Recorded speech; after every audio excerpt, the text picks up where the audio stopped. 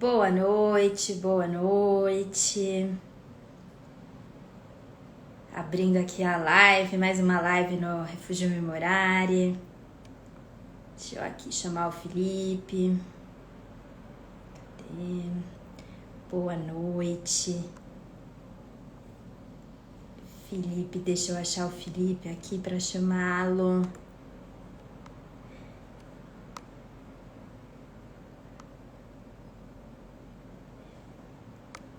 Muitas notificações, estou um pouco confusa aqui. Peraí.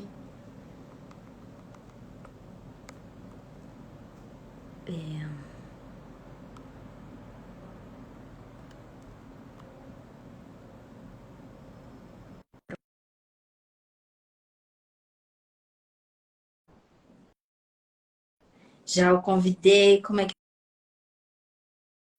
vocês estão? Olá, olá. E Boa aí? Tudo bem? Me noite! ouve bem? E aí, tudo bem? Ouço, Tudo escuto certo também. direitinho. E Tudo você? 100% tecnologicamente. Que bom! Pois E aí, é. Felipe? Bem-vindo ao Obrigado, Refúgio obrigado. Que Memorare. honra estar aqui. Obrigado por esse convite. Fiquei muito feliz de a Eu gente falar um agradeço. pouco melhor Nossa, desse fiquei muito assunto tão feliz. importante, né? Muito bem. Então, obrigada, assim, né? Você sabe que você é uma pessoa que eu gosto demais, que eu confio demais, né? Um médico que todo mundo adora, todo mundo Obrigado, obrigado comentou, pela né, palavra, até Felipe? recíproca. Então, Felipe, a gente tem um tema aqui hoje, né? O pessoal tá entrando, cuidados paliativos na neurologia, lidando ali com o medo da morte para promover vida, que é o que a gente faz em cuidados paliativos. Então, obrigada por aceitar esse tema, que também é um tema que tem alguns Haja tabu. tabus no meio. Então, você quer se apresentar para o pessoal, Felipe, começar se Então, apresentando, contando assim quem é você, seu combinado. caminho, para as Vou pessoas te ser breve até conhecerem. porque é um tema tão bom, né, que a gente vai provavelmente ficar falando muito. Mas, então, sou neurologista, tá? Meu nome é Felipe, sou neurologista. Conheci a Thaís durante a minha residência de neurologia na Unifesp. Eu sou subespecializado em transtornos do movimento, então lido muito com pacientes com Parkinson, tremor, distonia, algumas doenças genéticas e outras doenças neurodegenerativas. Então, esse assunto entra muito no meu dia a dia também, né? Tava em São Paulo até o ano passado e agora estou aqui na Universidade da Flórida e estou me aperfeiçoando aí no tratamento de estimulação cerebral profunda e DBS, né, que é a sigla que a gente usa para pacientes com problemas de movimento. Mas a gente não deixa o resto da neurologia de lado, não. Então, é um prazer estar aqui de novo e é isso aí. Bem breve, tá bom. Legal, Felipe, parabéns. Eu descobri que o Felipe estava indo para os Estados Unidos quando uma paciente ele me encaminhou, eu estava enlouquecida atrás dele. Tá aí, pelo amor de Deus, cadê o Felipe? Não tá mais em nenhum hospital. Acha o Felipe. Mandei Vai eu todo mundo atrás do para Felipe. você e sumi, né? Falei, cadê ele agora? Vamos Ai, lá. ai. Então vamos lá. Felipe, então, assim, primeiro que eu achei que a divulgação dessa live teve bastante repercussão, assim. Então, antes da gente começar no esquema que a gente já combinou, eu queria te perguntar que quando as pessoas souberam que você ia participar dessa live, como que foi isso? O que que as pessoas Ó, falaram sobre como isso? você falou, né? Um tema que tem bastante tabu. Tem até aquela questão, assim, que a gente vai abordar com certeza dessa parte de desmistificar cuidado paliativo e cuidado de fim de vida. Mas acho que foi bem positivo, sabia? Eu fiquei até surpreso que muita gente falou, nossa, que tema bacana, tipo, gostei do tema, que legal, porque eu acho que todo mundo percebe que realmente é algo que é pouco discutido, que é pouco abordado. Então, acho que de início assusta você olhar assim aquele título que eu achei sensacional que você criou, né? Perdendo o medo da morte para promover a vida.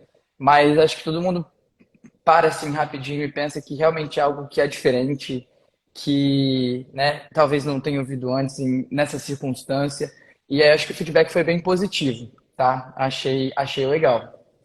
Botei todo mundo para compartilhar. Legal. Eu já estou acostumada com esse tabu, né, com a reação das pessoas. Para quem não me conhece, eu sou psicóloga, sou especialista em luto, em emergência. Agora também minha tese de mestrado é sobre isso, sobre como ensinar profissionais de saúde a lidarem com morte. Então eu já estou assim 100% envolvida nisso. E então eu também sei que esse tema assusta muitas pessoas. Então se você está aqui e sente que esse é um tema difícil para você, você não está sozinho. Assusta a Sem todos nós, dúvida. até a quem trabalha com isso. Até a questão de que a gente pensa às vezes, nossa, você é médico, você quer ajudar as pessoas, você quer curar as pessoas, você vai falar de morte, tipo, não é algo contraditório, mas não, né? Não é algo contraditório, a gente vai conversar um pouquinho sobre. Tudo bem. Então, Felipe, o que que você anda vendo, assim, de modo abrangente, sobre cuidados paliativos Certo. e Então vamos lá. neurologia? Tem coisa nova no aspecto de que está ganhando mais espaço, né?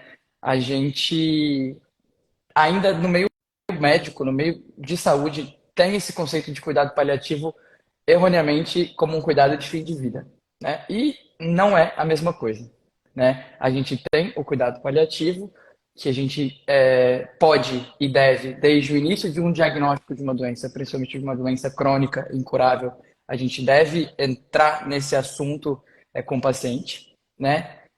E tem o cuidado de fim de vida, o hospice, aquela coisa de paciente realmente ali na fase final de vida, que é um cuidado completamente diferente. E a gente confunde isso enquanto profissional de saúde. A gente acha que a gente aprendeu o que é cuidado paliativo por ter cuidado de um paciente no hospital em fase de fim de vida, mas aí a gente chega no consultório e a gente fala, e agora, né? Para a gente comunicar a notícia, comunicar diagnóstico e para a gente acompanhar esse paciente ao longo da vida. Então, eu acho que tem ganhado mais espaço com essa mudança aí de estereótipo, de conceito. Mudança de conceito não, né? Trazendo o conceito certo à tona. E aproveitando que eu estou aqui ainda nos Estados Unidos, eu dei uma pesquisada que eu tinha comentado com você, que já tem alguns programas de subespecialização, né? A gente fala de fellowship, em cuidado neuropaliativo, né? Exato. Todo mundo Muito está legal. vendo a necessidade, e isso porque na neurologia a gente, né, em todas as especialidades a gente está vendo, né, no mundo aumenta a expectativa de vida, né? E isso afeta bastante a prevalência de muitas doenças neurológicas, principalmente de doenças neurodegenerativas, né? A gente ainda não tem cura para muitas das doenças que a gente diagnostica. E a gente tem doenças com durações, né, super variáveis. Tem doenças rápidas, mas tem muitas doenças que o paciente vai viver 20, 30 anos com esse processo, com essa doença em progressão.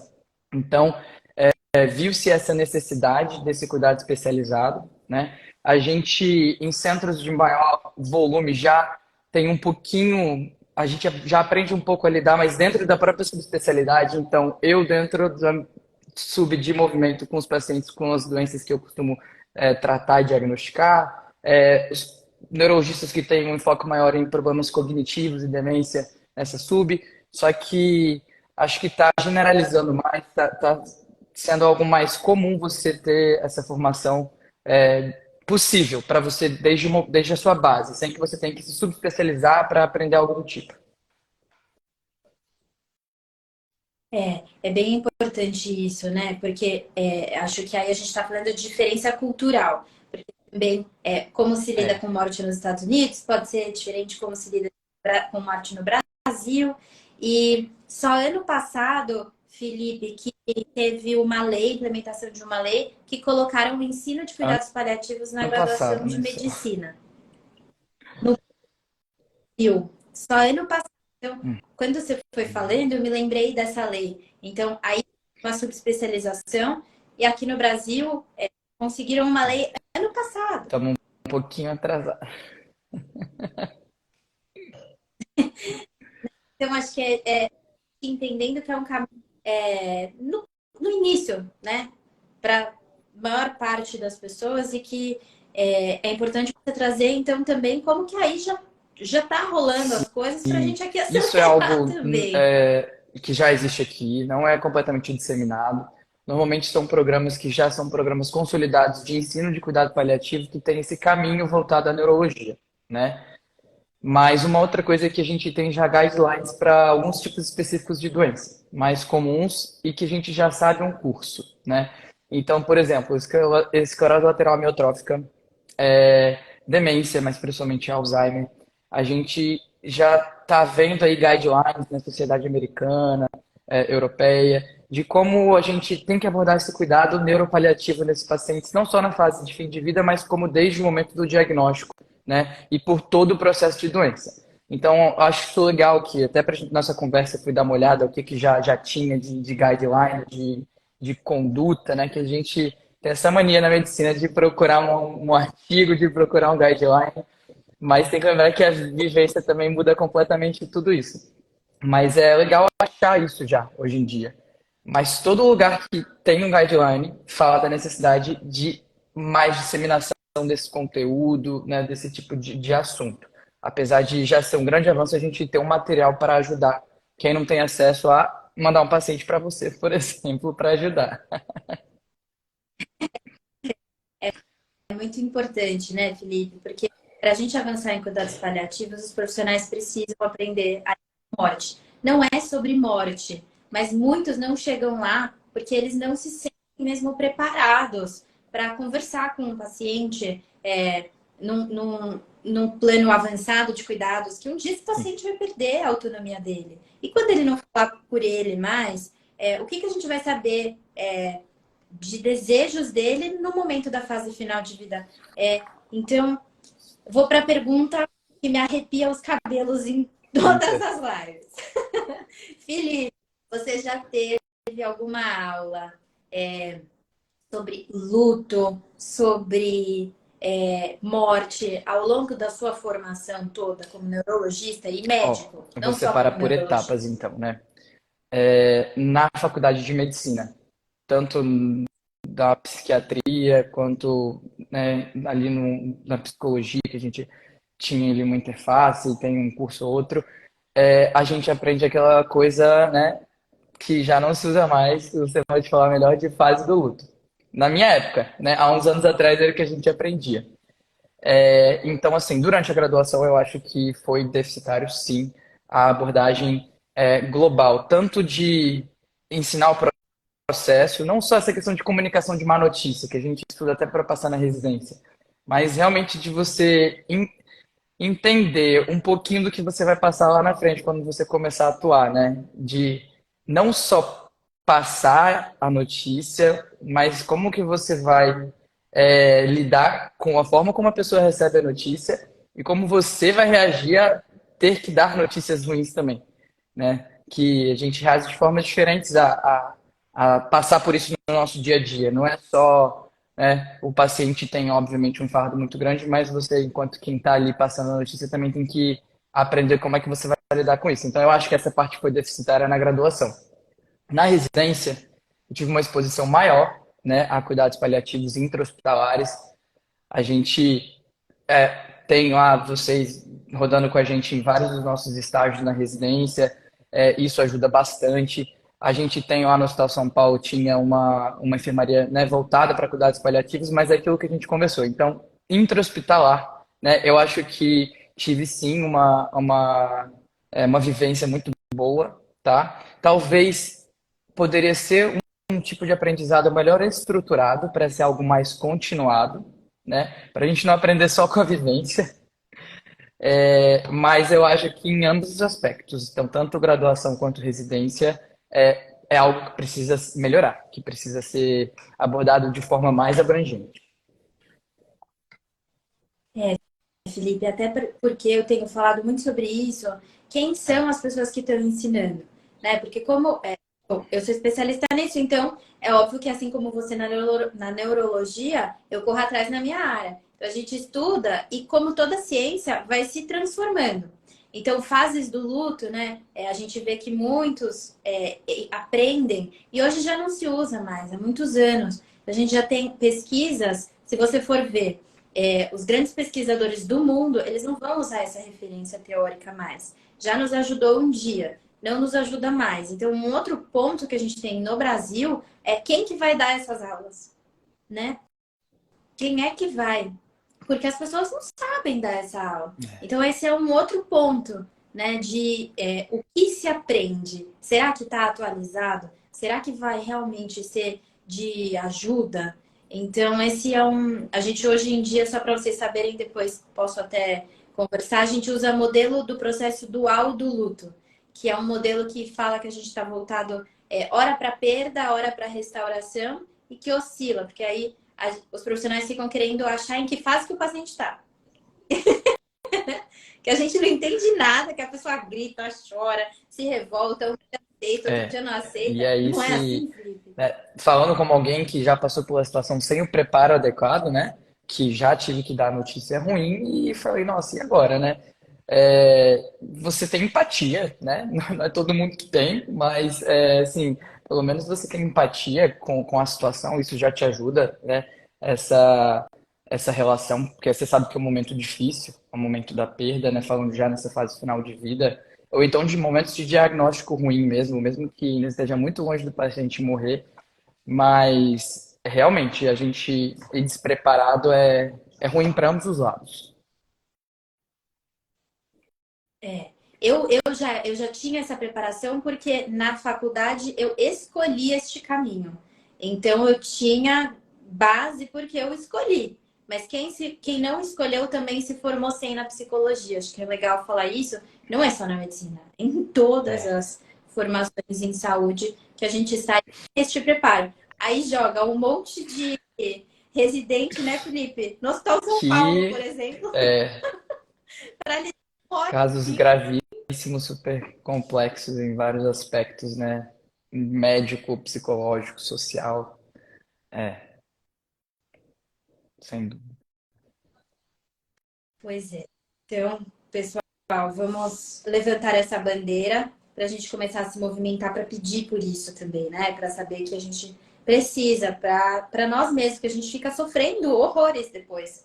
Quando o profissional sofre, o médico sofre, o Todo psicólogo mundo. sofre, a Nutri sofre, todo mundo.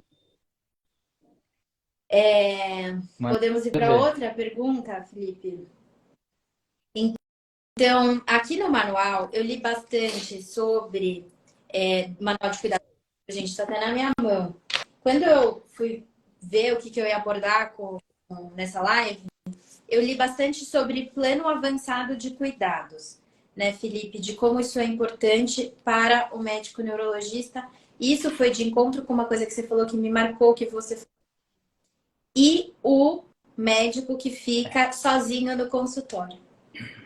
Então, se você puder falar um Então pouquinho vamos lá, vamos primeiro disso. a um conceito de forma simples, né, desse plano de cuidado que você falou. O que que seria isso? Isso daí seria uma discussão estruturada, tá?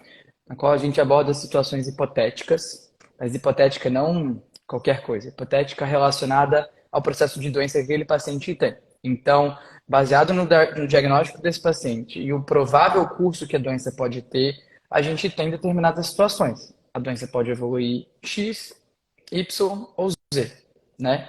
Então, com um paciente que, primeiro, se sinta confortável, te dê abertura para ter esse tipo de conversa e tenha uma capacidade, no caso da neurologia cognitiva, de entender esse tipo de conversa, e a gente vai entrar daqui a pouco nesse ponto também, a gente vai ter essa conversa estruturada para explorar junto com o paciente, diante desse processo de doença pelo qual ele provavelmente vai passar, o que que ele espera, o que que ele tem como objetivo de tratamento, o que que ele tem como expectativa em relação às possibilidades de tratamento ou em relação à possibilidade da ausência de tratamento também, né? E a intenção aqui dessa conversa, que não é em um dia, não é em uma consulta, não é em 20 minutos, a gente tenha, ao final desse processo, de modular, de moldar esse plano com esse paciente, que a gente saiba o que ele quer, né, para ele, num processo de fim de vida ou num processo no qual ele perca capacidades intelectuais, físicas, né?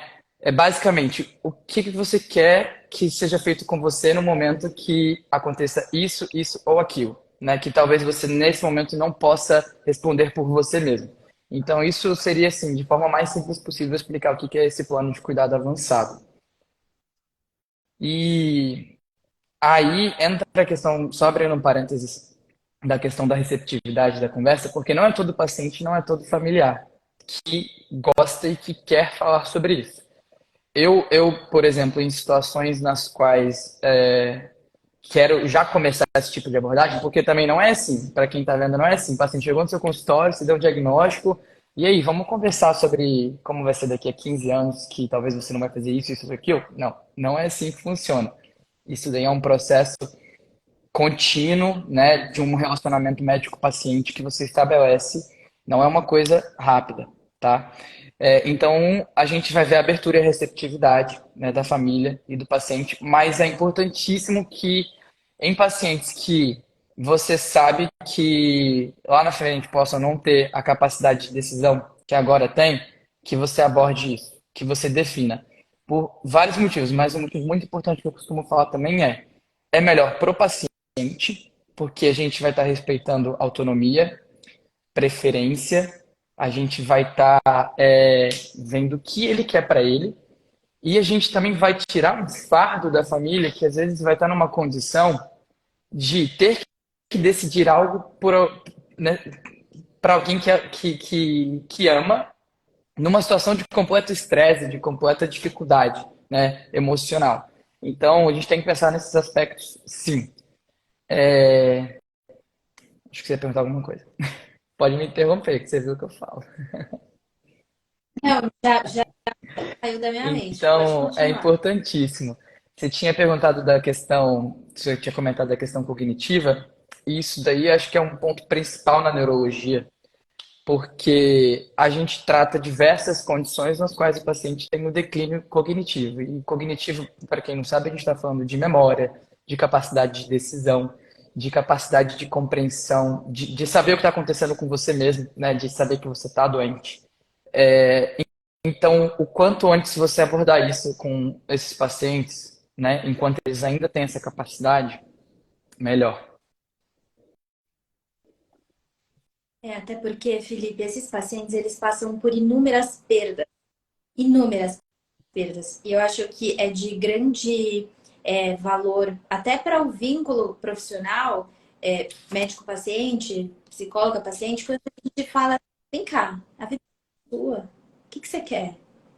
Eu tô pensando em você.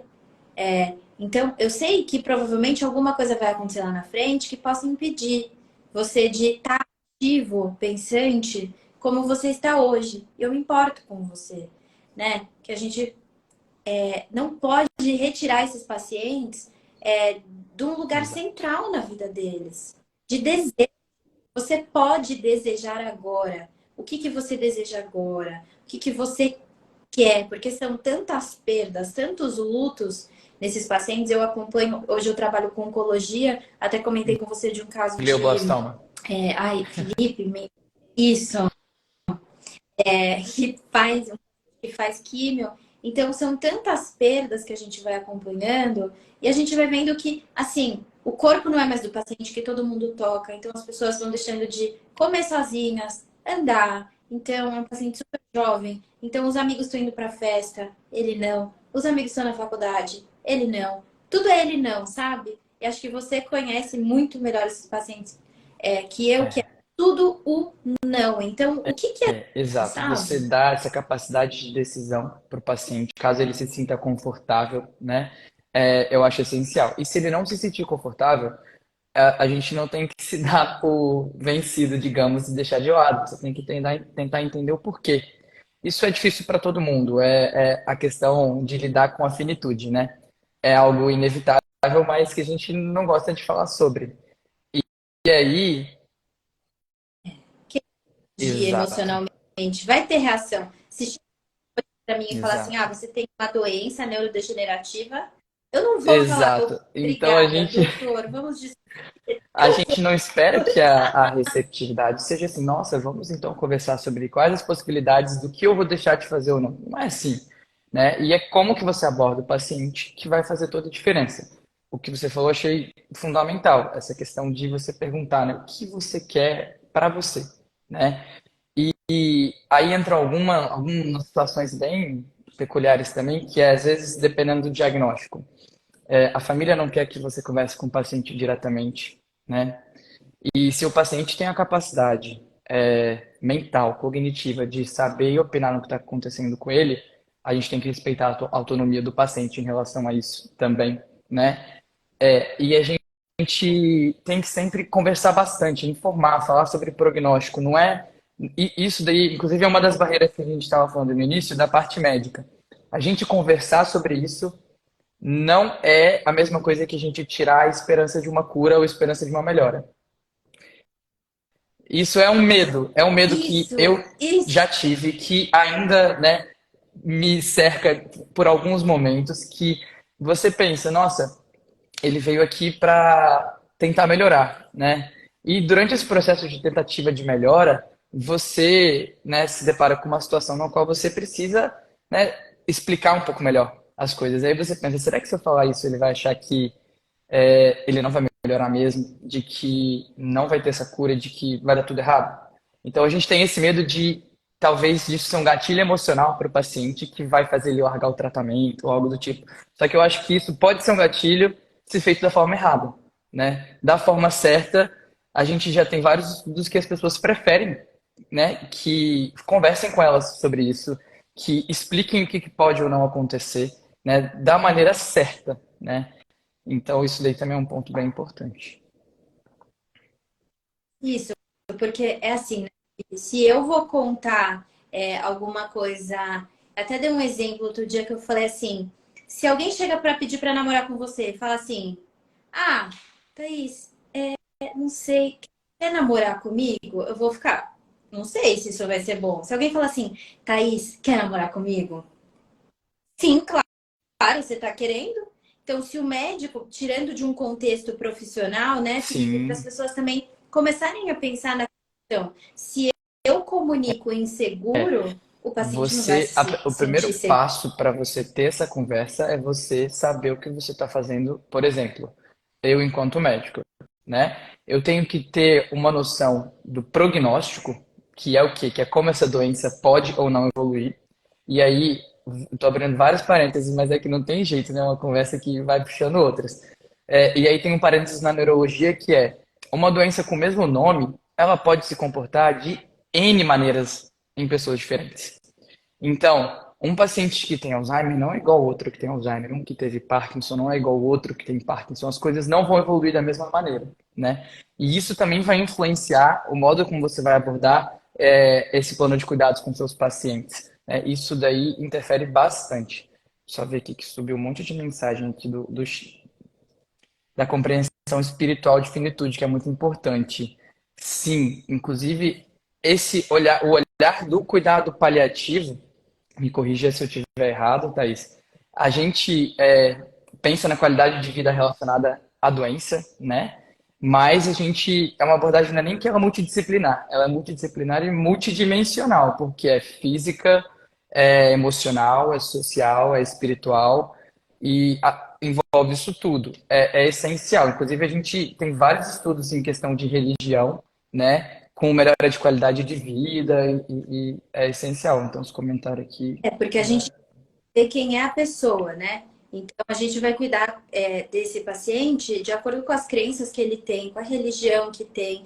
É exatamente conhecer a pessoa que está com a doença, né? A pessoa não é a doença, ela tem a história Isso. dela, ela tem a família, ela tem os amigos, os projetos, os sonhos, os desejos. A gente não pode reduzir, né, Felipe? Então, acho que a espiritualidade entra nisso. Você tem uma religião, qual que é? É importante o que para você dentro disso? Então vamos embora. Se faz sentido para você, quem sou eu para falar que isso não é válido, né? É válido. Sabia, Felipe, que muitos pacientes têm medo. Como eu trabalho com câncer, muita gente procura tratamento espiritual e eles têm medo de falar. Porque muitos profissionais repreendem, né? Ah, um tratamento espiritual. Gente, mas quem sou eu para falar? Faz os dois. Você tem que continuar com o seu tratamento médico, mas vai atrás do que faz bem para você. não pode ter medo de falar de espiritualidade conosco, né? Porque isso é o seu direito. A gente é prestador de serviço, a gente não é deuses que vão falar, condenar, né? Certo, errado. E essa questão de plano de cuidado avançado, uma coisa que eu acho muito importante a gente comentar é o quê? Que isso é dinâmico, né? Tem até um paradoxo, que é o paradoxo da incapacidade. Acho que seria a tradução literal mais adequada. Que o paciente pode achar algo inaceitável por um futuro, naquele momento que você está explicando alguma coisa, mas às vezes quando aquela realidade chega, quando o futuro vira realidade, por adaptabilidade, por mudança de prioridade, às vezes aquilo dali para ele passa a ser aceitável, né? Por um trabalho de tratamento de sintoma adequado, de dor, de todos os aspectos que a gente tem comentado, aquilo pode se tornar aceitável. Então, enquanto ele ainda mantiver essa capacidade de autonomia, de decisão, a gente tem que lembrar que a gente está fazendo um plano de avançado de cuidado avançado. Não é um documento que você vai assinar agora e vai valer para sempre. Isso daí é dinâmico, é mutável, né? A gente tem situações específicas, por exemplo, pacientes com quadros demenciais, né? É, que a gente entraria num aspecto de como julgar a capacidade, se ele tem a capacidade ou não para essa decisão, que aí são outros 500. Não é baseado só em diagnóstico e só em valor de teste cognitivo. Entra também o aspecto peculiar de cada tipo de decisão que a pessoa precisa tomar, né? Mas a gente tem que deixar isso em mente e saber que é algo dinâmico. Nesses casos, a gente provavelmente vai ter uma pessoa que vai ser escolhida como um cuidador, um tutor, né? Do ponto de vista judicial, inclusive, jurídico. A gente tem que lembrar que isso tudo tem que ser documentado, tá? A gente está falando de coisa assim muito séria do ponto de vista tipo, emocional, mas isso daí do ponto de vista judicial, tem que ser documentado em prontuário, em questão de paciente que vai perder que perdeu ou que, né, futuramente pode perder a capacidade cognitiva e ele define alguém que quer que decida as coisas por ele. A gente tem que fazer isso, tem que ser feito, né, coisas judiciais para poder ter um valor futuramente e sempre lembrar de envolver a família nessas decisões e do paciente falar para a família o que ele quer também, não só para nós enquanto médico, porque às vezes vai chegar daqui a 10, 15 anos lá na frente, vai se deparar com uma situação e aí a gente tem que lembrar o que ele quer é aquilo, né? E não ficar ali naquela hora, mais isso, mais, né? As coisas mudam, mas a gente tem que falar para as pessoas o que a gente quer, senão. Exatamente, Felipe. E aí você está me fazendo pensar nessa questão de cuidados paliativos, a gente cuida de todo mundo.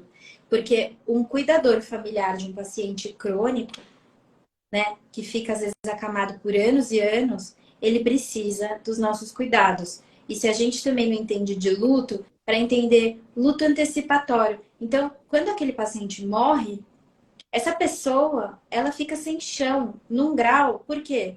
Porque ela dedicou anos da vida dela só para a pessoa que estava doente. É. Ela pode fazer trabalhos, de namorar, de cuidar da família dela, de cuidar dela. Então ela não sabe o que fazer com a vida dela. Então este é um olhar também que quanto mais o profissional tiver, pô, tem luta antecipatório. O que que é luta antecipatório?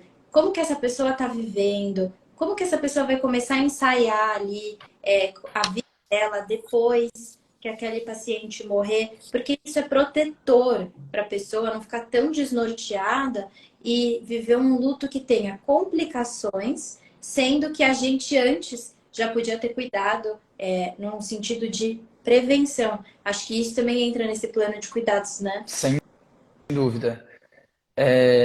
E só ressaltando que o plano de cuidado, né, que a gente estava falando no início para quem chegou depois, que cuidado paliativo, plano de cuidado, isso não é feito quando o paciente está aí numa fase de fim de vida. Isso pode ser feito anos antes, o paciente pode estar super bem. É uma doença com vários tratamentos possíveis para controlar os sintomas. Normalmente é algo progressivo, mas com tratamento para controlar o sintoma por anos e anos.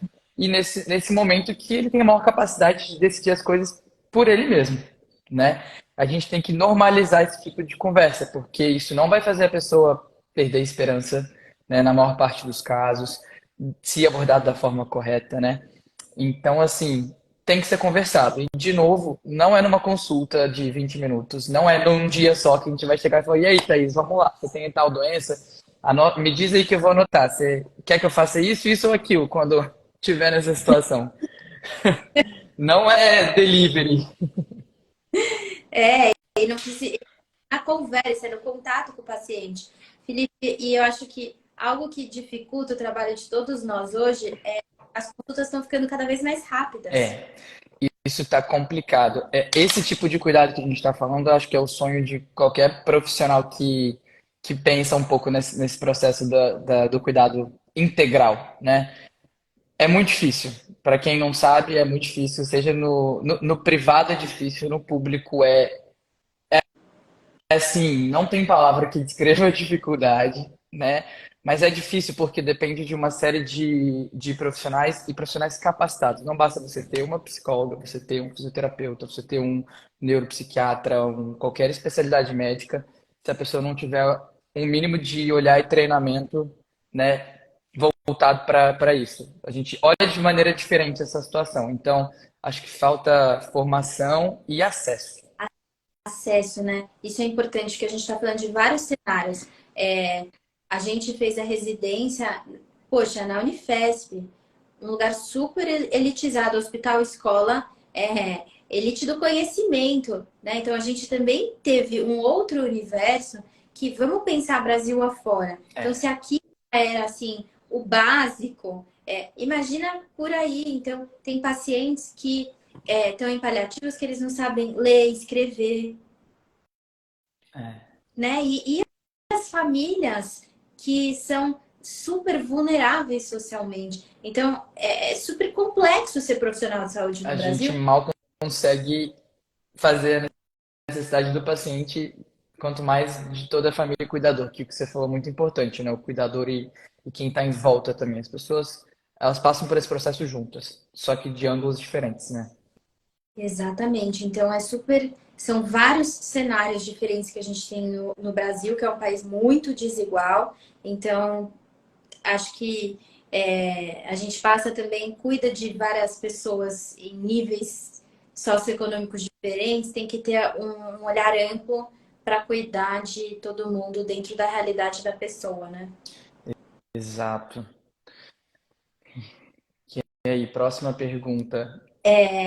Que era essa coisa do medo do abandono, né? Então, que os pacientes e familiares, quando eles veem o médico falando sobre morte, alguns têm medo de que o médico desistiu. Então, acho que foi a primeira frase, talvez uma das primeiras dessa live, quase não tinha quase ninguém, então vamos repetir. Cuidado paliativo não é cuidado de fim de vida, são coisas diferentes. A gente tem a paliação do fim de vida, mas vamos separar. E tratar e paliar não são coisas contraditórias, tá? E eu chegar para um paciente e abordar para fazer um planejamento, né, de cuidado, eu tentar estruturar e coordenar o cuidado dele para anos num processo de doença crônico, degenerativo, incurável, era uma parte das vezes que a gente está falando disso, é, também não vai significar que eu não vou fazer todo o possível e existente para tentar fazer ele melhorar. São coisas diferentes. Então a gente desconstruir este conceito, né? Então, eu quero que meu paciente viva o máximo possível com o diagnóstico que ele tem, com a melhor qualidade de vida possível.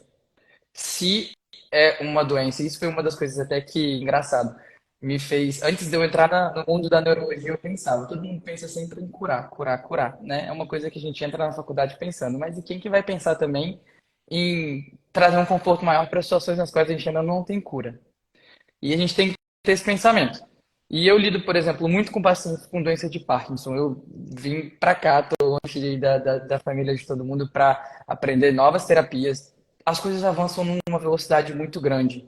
Tenho pacientes com 30 anos de doença, com mais que isso, né?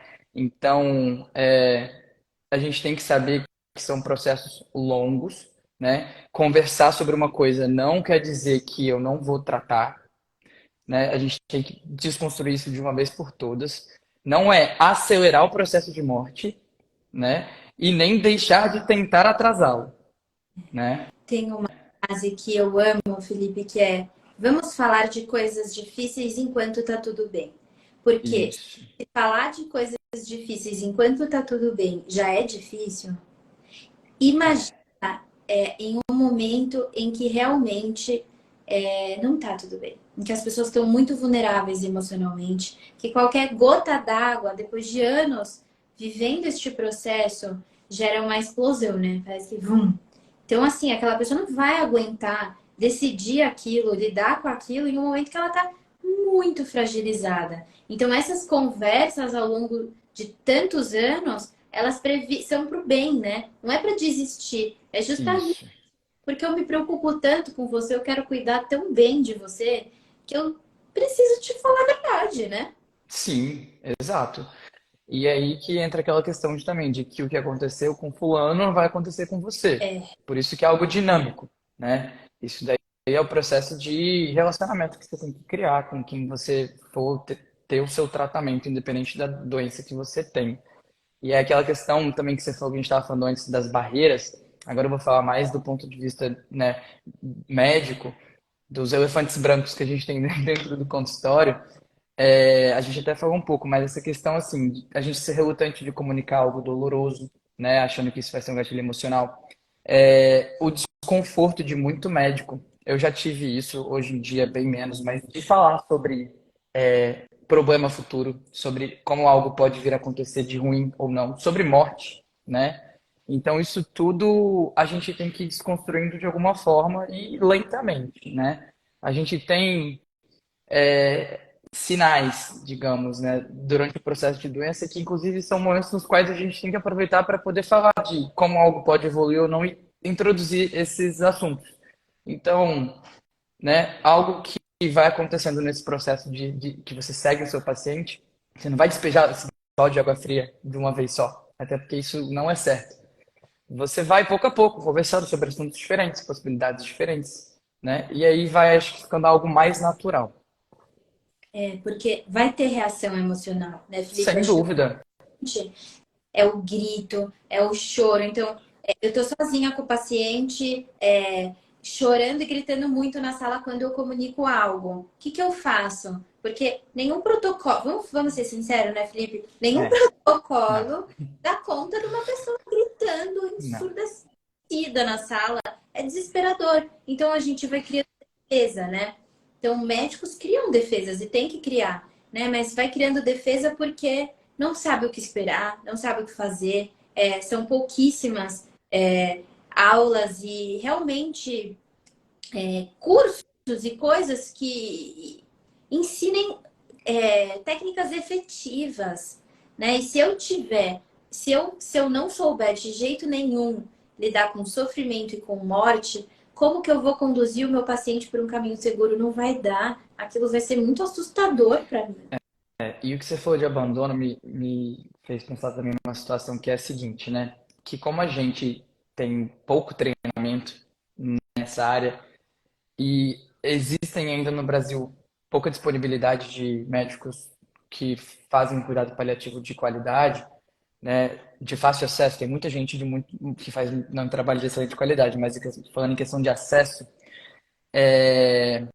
a gente não tem esse apoio, né, que a gente teria com outros profissionais. Então, você lidar com isso sozinho pode ser, realmente, vai ser bastante difícil, né? Então, é algo para o qual a gente tem que se preparar melhor, sem a menor sombra de dúvidas. Exatamente, porque enquanto a gente está numa equipe em um hospital, a gente está unidos, tem várias pessoas trabalhando juntas. Se a gente está numa equipe bacana, a gente pode contar uns com os outros. Mas eu sozinha, você sozinho é outra coisa, né, É. Felipe? É muito. E aí, o que vai levar à sensação de abandono, muitas vezes, é o quê? É você não ter tido esse ensino, esse preparo, e aí vai chegar um momento no qual você vai falar com o seu paciente, ah, eu vou ter que te mandar para o meu colega para poder abordar esse tipo né, situação. Não vejo nenhum problema em encaminhar, eu acho que é adequado se você não se sente confortável, se você não se sente preparado para ter certo tipo de abordagem em qualquer fase que seja da doença, você encaminhar o seu paciente para quem você sabe que vai fazer um trabalho legal. Só que a gente aprender mais vai fazer talvez essa sensação de abandono, que é uma coisa que a gente lê sobre às vezes, de você, como se você estivesse transferindo esse cuidado. Às vezes é uma sensação de abandono que o paciente tem e fala, poxa, ele está comigo há tantos anos e agora ele está mandando para outra pessoa. Acho que é porque eu não, realmente tô no fim da linha.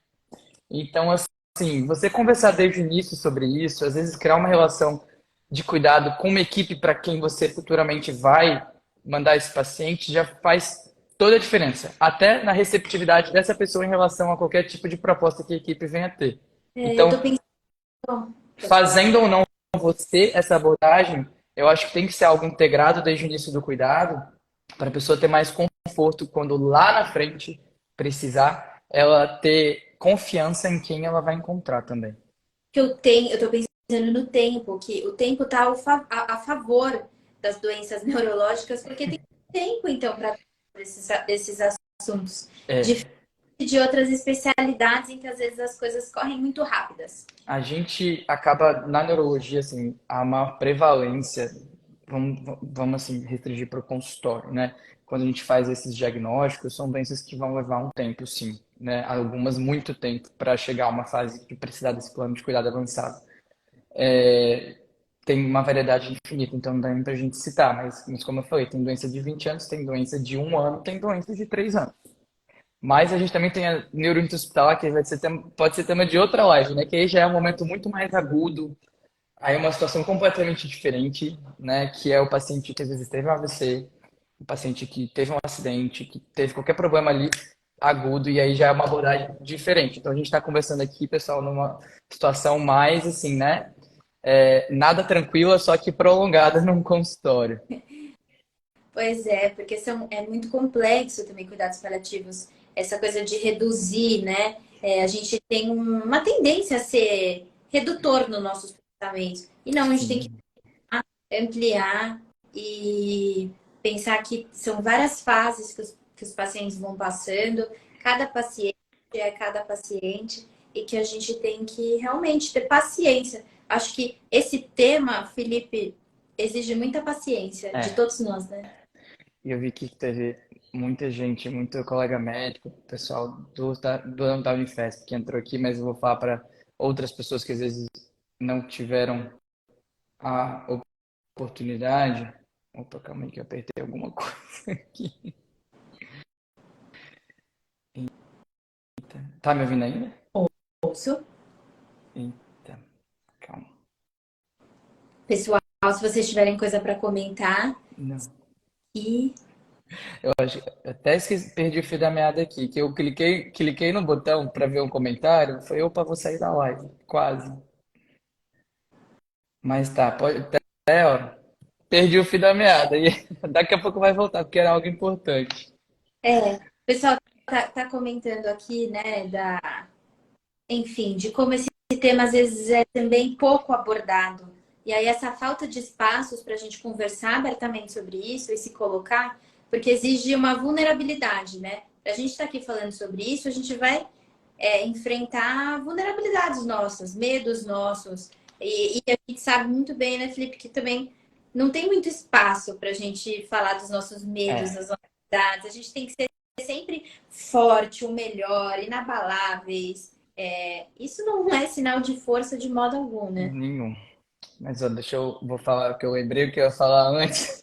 É a questão da parte médica, né, que foi que tinha muito médico aqui que tinha entrado na live. A gente tem que saber também uma coisa que vai vir com a vivência, mas que a gente tem que pensar antes de dar essas notícias, de lidar com esse tipo de conversa, que é o quê? Tem situações nas quais a gente tem que orientar os nossos pacientes. A gente não tem que perguntar, ah, você quer o quê? Você quer isso, quer aquilo? Não é assim, você não vai oferecer um cardápio de possibilidades e perguntar o que que ele quer. Você vai orientar, né, dentro do prognóstico da doença que ele tem, dentro do que pode acontecer. Essa opção é essa e essa. O que que vai acontecer em cada uma dessas opções, né? Como que funciona? Você vai falar para que juntos, né, se definam prós e contras dessa situação e você vai orientar como médico, porque muitas vezes a gente vê o quê? A pessoa fala, e aí, você quer que faça isso agora? Você quer que quando chega em uma situação não te entube, né? Um exemplo clássico. E isso nem sempre tem que ser uma pergunta, às vezes tem que ser uma afirmação, né? Tem que ser, assim, a não maleficência também, né? Se você não vai fazer algo que vai trazer, que não vai trazer o benefício que você quer para o seu paciente. E aí a gente, enquanto profissional da saúde, tem que saber que tem coisas que não são perguntas. Isso não é tirar autonomia, é você também não promover sofrimento. Então, esse parênteses que eu queria fazer, que eu perdi o fio da meada antes, que a gente não pode transferir o peso de algumas decisões para os nossos pacientes e para a família dos nossos pacientes. A gente tem que ter essa consciência também. Uma frase que é horrenda que nos cuidados paliativos, que é que as pessoas acreditam que é quando não se há mais nada para fazer. Não, gente.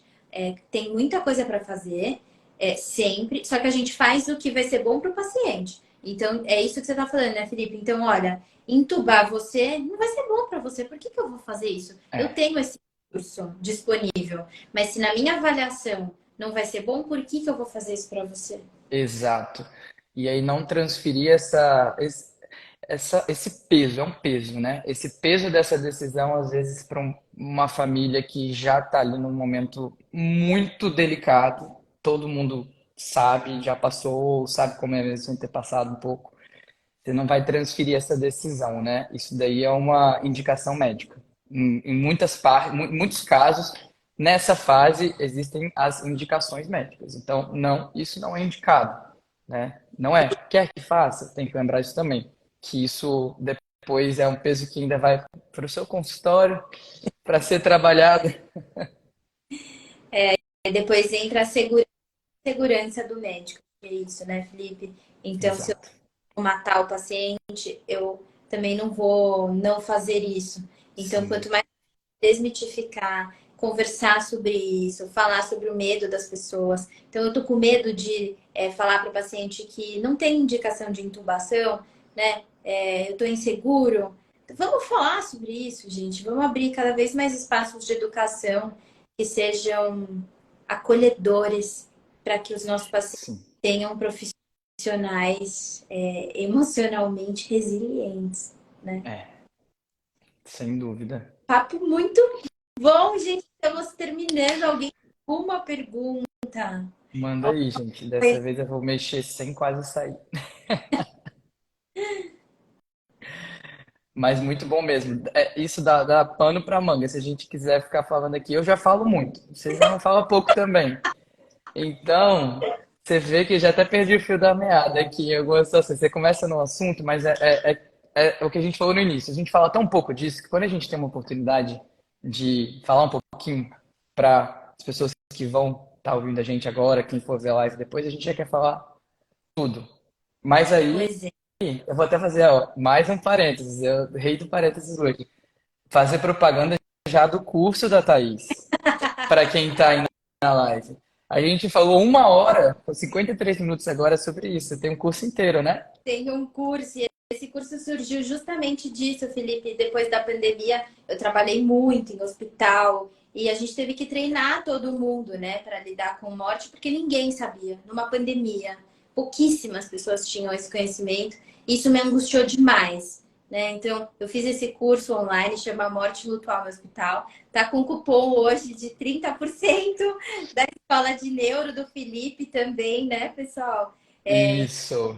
Tá, vou marcar o Felipe. Então, quem quiser adquirir, é um curso que são aulas gravadas, são 23 aulas para a gente passar aí por um caminho de entender como vocês lidam com a morte, o que que é luto, de teoria atualizada, como estar junto a pacientes em fase final de vida e como fazer o acolhimento ao óbito, né? A hora que o paciente morre, como acolher É um os familiares. curso voltado mais para profissionais de saúde, né? Para como lidar com essa situação no dia a dia. Isso, é para profissionais de saúde todos. Combinado. Quem quiser aí. Então, tem esse curso e está com 30% da escola de neuro aí. Isso, Escola de Neuro é um Instagram que eu tenho com os colegas, né? O Caio, a Bruna, a Natália. A gente vai colocar lá depois para todo mundo ver a live e também fazer o curso, né? Eu já estou fazendo, Legal, tá gostando? sem dúvida, sem dúvida. Olha, eu vou fechar, porque depois eu quero que ele seja gravada. Muito obrigada Fechado. por Imagina. disponibilizar. tempo. Prazer foi todo meu. Obrigada, pessoal, para quem está aqui. Vocês foram demais na divulgação também. Não é? Obrigado a todo mundo pela presença, pelos comentários. Não se encerra aqui essa live. Vamos fazer isso crescer cada vez e cada vez mais para as coisas avançarem, né, Felipe? Isso aí, já deixamos um checklist, viu? Paliativo não é desistir, né? Tem o curso da Thaís e é uma conversa que a gente tem que fazer mais e mais no dia a dia. Então, são os três pontos principais que a pessoa tem que sair da aula sabendo. Da live.